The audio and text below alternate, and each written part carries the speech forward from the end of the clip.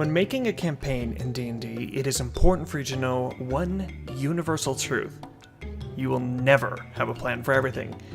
I'm Bard from Natural One, and let's get started. But what do? You're a new DM, you're sitting there, you're thinking to yourself, if only my friends would do what I want. They don't. So how can you plan for a future that's so in the air? Well, I create flowcharts. Sound nerdy? Well, we're nerds, so get with it. Step 1, I pick a location. Know the setting of the campaign and check with players what kind of characters they're hoping to run. That's not necessarily part of step 1, it's more of a addendum to step 1 location. When you're starting a campaign, know what kind of campaign you're going to run and what the players are expecting to be in, because you don't want a bunch of, hey, let's be paladins and clerics, and then you as a DM have already created this evil dungeon master plan of making them bad guys. Or at least running a morally gray area, which can be good for paladins, but I digress. So know what they want to do. Let's say, for instance, they all want to be smugglers and mercenaries. So let's start with a city on the map. For me, let's start in my campaign homebrew map setting Gladena. It's an elven city in my world that makes the exports of enchanted weapons and fine wines.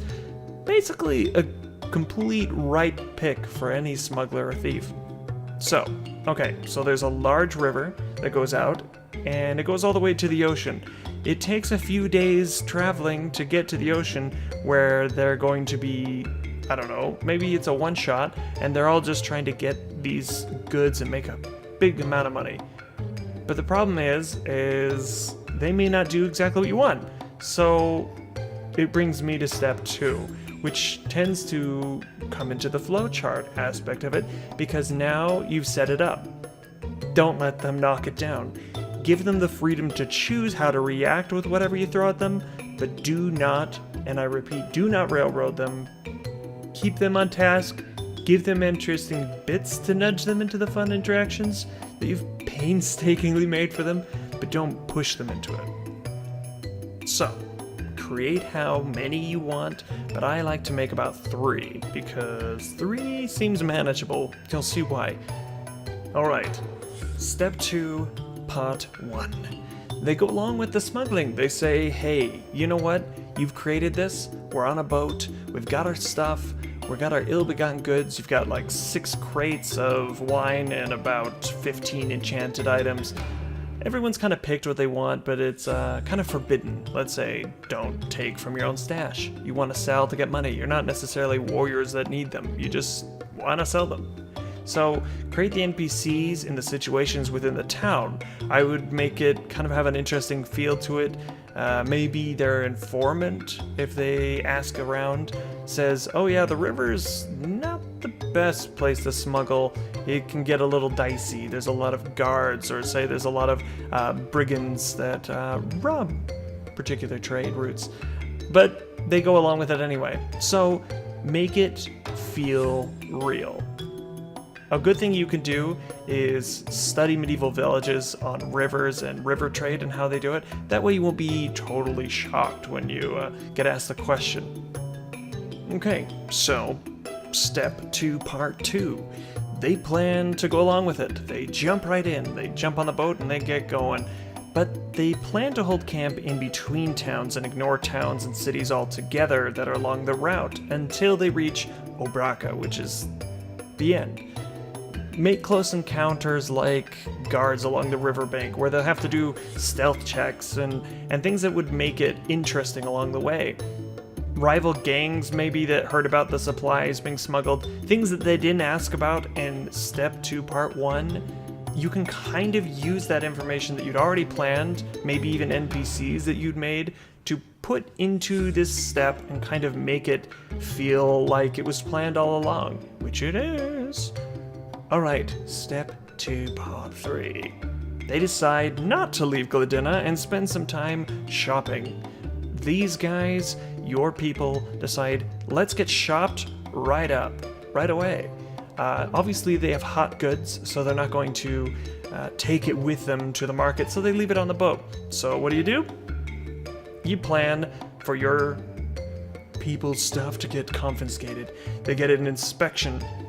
It gets taken. So, makes an interesting story arc, maybe making an enemy of an elf captain of a guard who begins to hunt them after they do a daring rescue of their goods and escape down the river.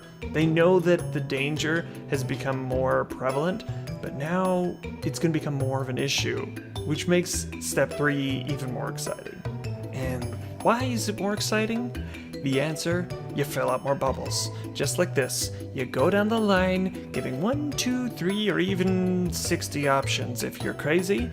So for the sake of brevity, you could just do 1, 2 per bubble now at this point, because it's starting to get so fleshed out. And you're doing this for every line, mind you, so you're pretty prepared.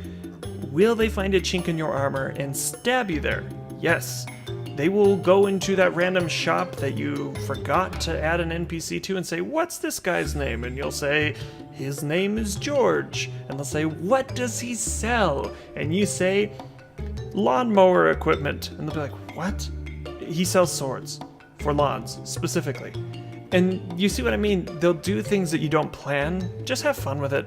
If it's not something you plan, in my book, I always add something weird or funny that they'll remember that kind of becomes part of the campaign anyway. Okay, step 3. They decide to go shopping. Let's say for step 2, part 2. They say that they want to go shopping, and while they do that, you've already created a bunch of shops, you have a bunch of stuff they can buy, stuff they can save up for, and while they're away, had they not specified otherwise, they will find their stuff confiscated, and there'll be a couple guards where their boat used to be, and maybe they have to do a escape, and they run, and they end up finding their stuff and infiltrate the magistrate's home, and they see that some captain so-and-so, insert elf name here, and it will create this rivalry and this fun opportunity. And maybe you didn't plan that originally, but the players, all in all, will dictate the story. You are a storyteller, but you do not create the story as a DM. You create the options for a story, and the players create the meat. You are the skeleton, and they are everything that makes D&D good. So plan for that, do a flowchart, and you'll be set. Will you be a perfect DM? I don't know. You'll do decent.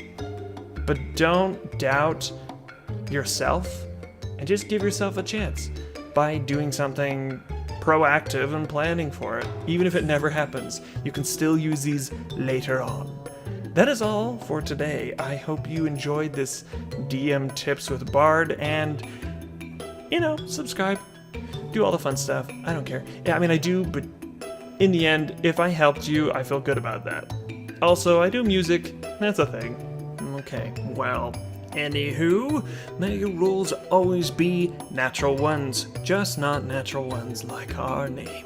You have a fantastic day, evening, good night, my freaky little darlings, and I'll see you soon with a new video. Goodbye!